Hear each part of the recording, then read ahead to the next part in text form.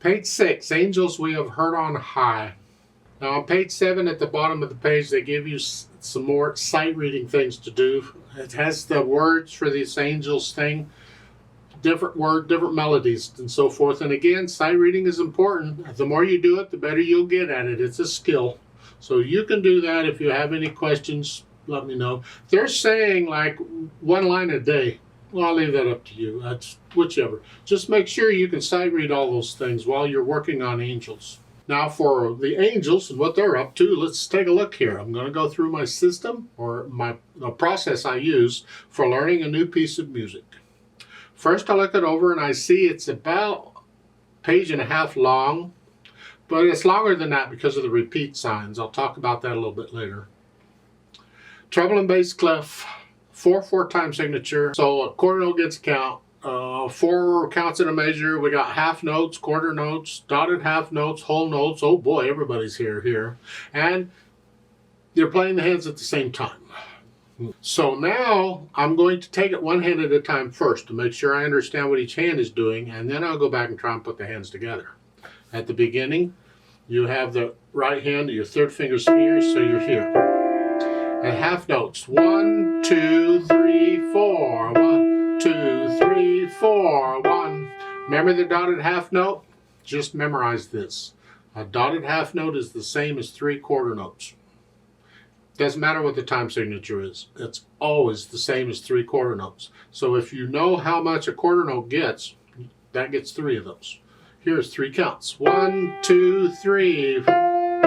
I say that because a quarter note won't always get a count. It'll be other things. Now you're finishing the second line here, and you go to the third line. It's here, and that next measure, you see the LH, LH, and the 2.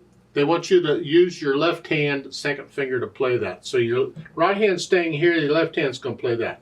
I'll talk about that when I get to the left hand. But the right hand is just, again, at the beginning of the line, measure 17. 1, 2, 3, 4, 1. Like so. Yeah, that's the tricky part there. Left hand, well, you got 2 notes here. You got a C and a G. They play them at the same time. Just lower the hand down. And those notes, you see them tied all the way across the line. So you're just going to hold them down for the whole line. Well, isn't that fun?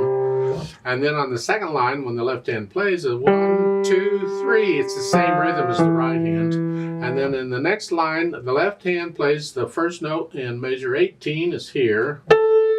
And then you come back down here. It says there toward the end of the line, in the lower staff, return LH to C position. Ugh. The point is, you were here to begin with, that's C position. Once you play that, come back down to where you were. Okay, pretty much it. Till you get to the end on page 7. The second measure there, here and then here, and then the last 2 measures, it's an E and a G together. And those are tied, so you hang on to those. Once I understand what the hands are doing, I try and put it together, and we'll see what happens. We got these going down, and you're holding the left hand down all the way across, so that's fine. But then in the second line, it's measure 7. You're here. The rhythm's the same. The fingers are different. Here, and then here, and here. 1, 2, 3. And then in the third line, you're here, 1, 2, 3. Get up here, ready to go. Have it here before you need it. So just 1, once you play that, get up. Then you can come back down here where you're ready to go. See, I don't wait until the 4th measure there in that line to bring my hand down where the note is. I bring it down immediately. Once I'm done with it here, then I bring it down immediately. Yeah. So put the hands together.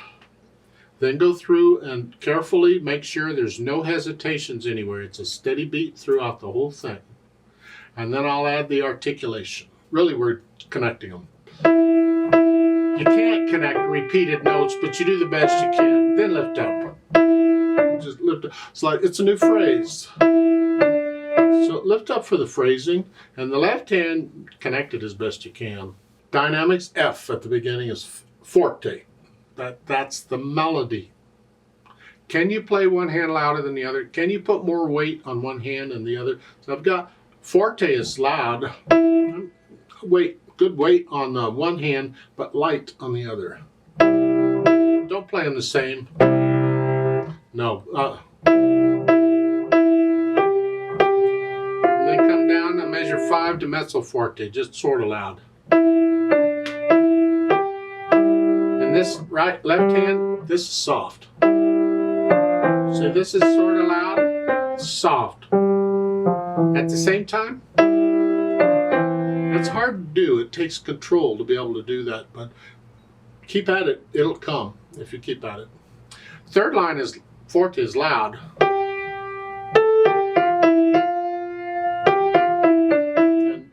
And you basically finish it loud, but it's the melody that's loud. So on page 7, the last line, this is loud, this is soft. So it's here and here. We want to hear the right hand. This left hand is soft. Now these repeat signs, let's talk about this. You have a repeat sign at the end of the second line that sends you back to the beginning. You have a reverse repeat sign there in the third line. Well, over on page 7, second line, you have a repeat sign there. That sends you back to measure 17. They have a note there, repeat from measure 17. You don't need the note. Just follow what the music tells you to do. You repeat back to measure 17 and you play all that mess again, and then you finish it up. That's why there's 2 sets of numbers at the beginning of the line. The measure numbers, see on page 6 in the second line, it has a 5 and a 13. Well, the first time you're playing it, it's 5, but after you repeat it, it's 13. Now, they didn't give you measure numbers at the beginning of the first line. They could have, but normally at the beginning they don't give you a measure number, but when it's repeated, it doesn't hurt to give you measure numbers, because when you start it, it's measure 1, but when you repeat it, it's not measure 1 anymore, it's measure 9. On the third line, you have 17 and 29. Well, the first time you play it, that's measure 17, but when you repeat it, that becomes measure 29. Now, why do we need these measure numbers like this? And that is because when you're playing with someone else or in a group, you have to have some way of telling you where you are in the music. And we'll use measure numbers. Because everybody's music won't be the same. Their lines won't be the same stuff, and you can't say third line, third measure, because everybody's music isn't going to be third line, third measure. So you have to use measure numbers. There's a duet at the bottom of this, and that way, whenever you're playing with somebody else, you may want to start, mess up. You want to start again. You don't want to start again at the beginning every time. You can start again in the middle if you can simply say, let's start at measure 17. And that way everybody finds measure 17 and you can start from there. And that's the importance of the measure numbers. Now, back to the angels thing. Quickly with joy. This is a happy piece. Your happy things, good things happening.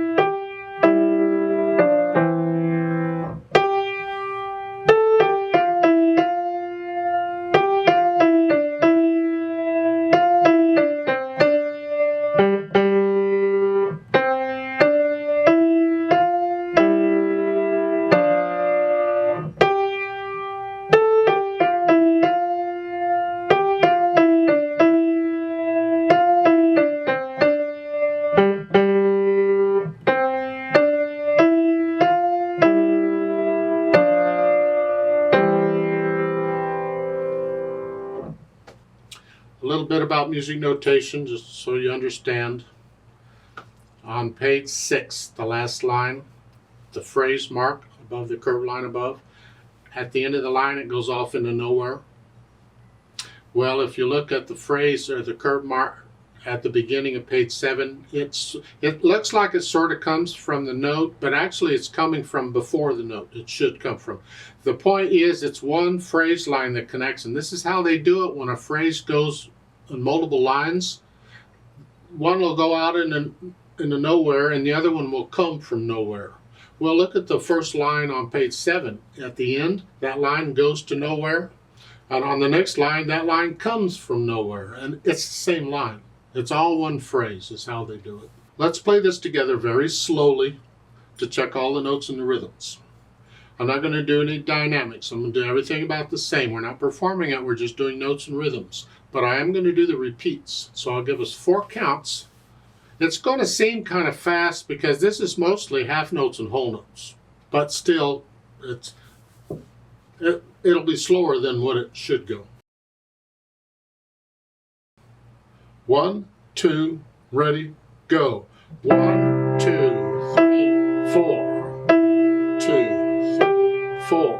1, 2, 3. 1, 2, 3, 4.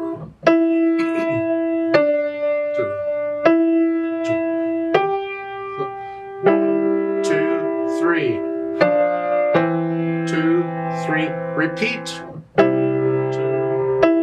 4, 2, 1, 2, 3. 1, 2, 3, 4. 2, 2, 4. 2, 3. 2, 3, 4. 1, 2, 3, 4. 1, 2, 3, 4. 1, 2, 3, 4. 1, 2, 3. 2, 3, 4. 2.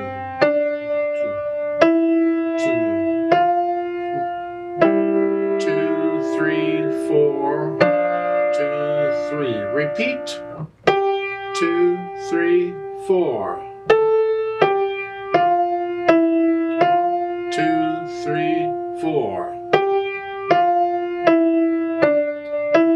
2, 3, 4.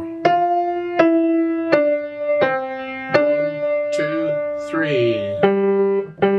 2, 3, 4. 2.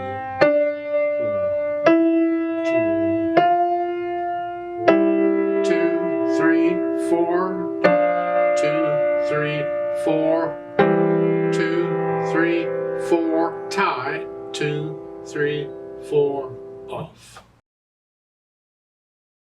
There is a duet for this at the bottom of the page. I'd like to do that, and you play what you just played.